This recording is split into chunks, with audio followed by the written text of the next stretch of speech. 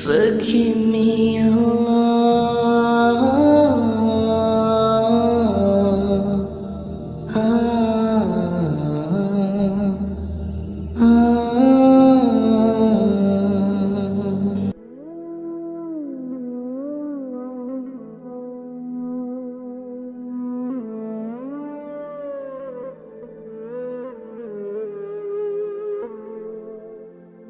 Assalamualaikum warahmatullahi wabarakatuh.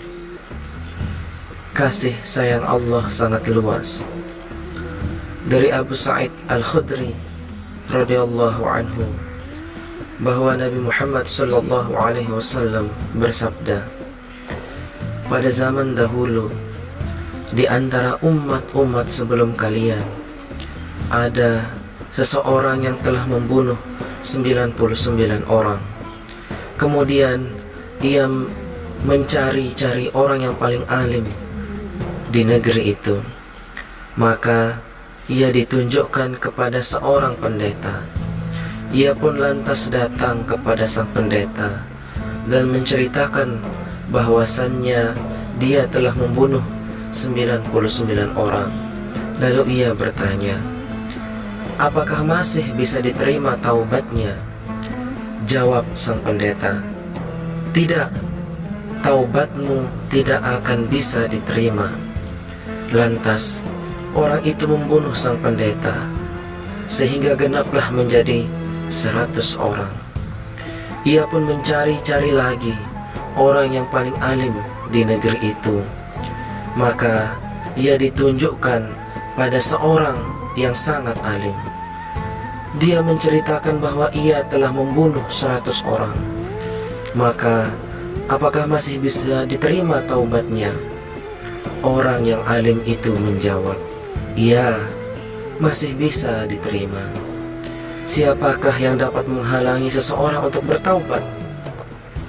Maka pergilah ke daerah fulan, karena penduduk daerah itu menyembah Allah subhanahu wa ta'ala. Sembahlah Allah bersama-sama dengan mereka, dan janganlah engkau kembali lagi ke kampung halamanmu, karena perkampunganmu adalah daerah yang buruk. Maka pergilah orang itu. Setelah menempuh jarak kira-kira setengah perjalanan, ia meninggal dunia.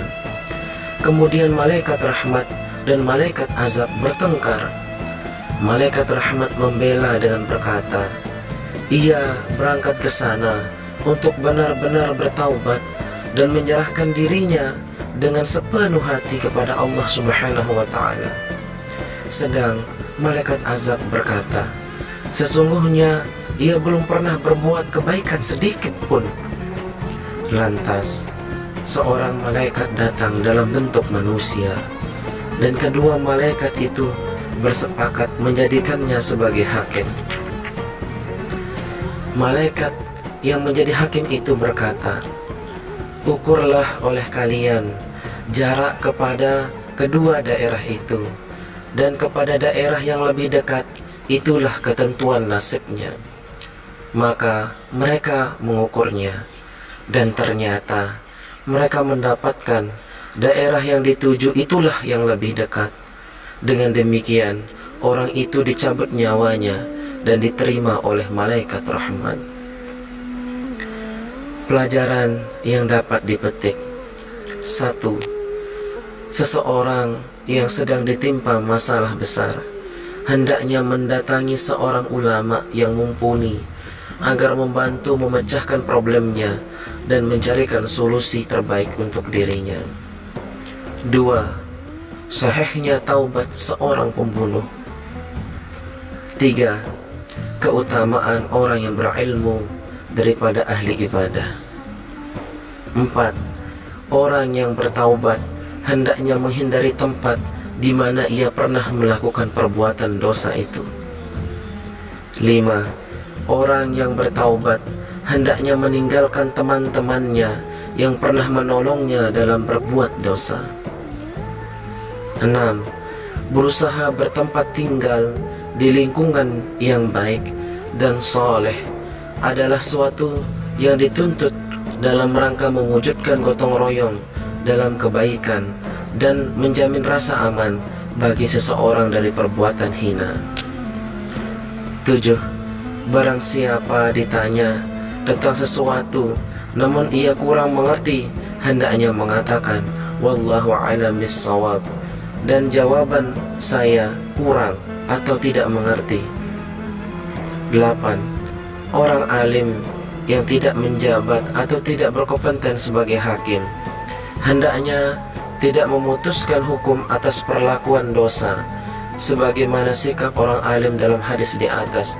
Ia tidak memenjarakan lelaki yang membunuh 100 orang dan tidak bermain hakim sendiri, justru hanya memberi pengarahan bimbingan agar bertaubat dan berhijrah. 9. Keutamaan anak cucu Adam, sehingga Allah mengutus seorang malaikat yang memutuskan hukum di hadapan para malaikat dalam bentuk seseorang laki-laki dari anak keturunan Adam. 10. Kemampuan malaikat untuk menyerupai manusia sebagaimana yang diperagakan malaikat yang menghakimi antara malaikat rahmat dan malaikat azab. 11. Allah mengampuni hambanya sesuai dengan niat dan azamnya sekalipun ia belum melaksanakan perbuatan yang diniatkan. 12.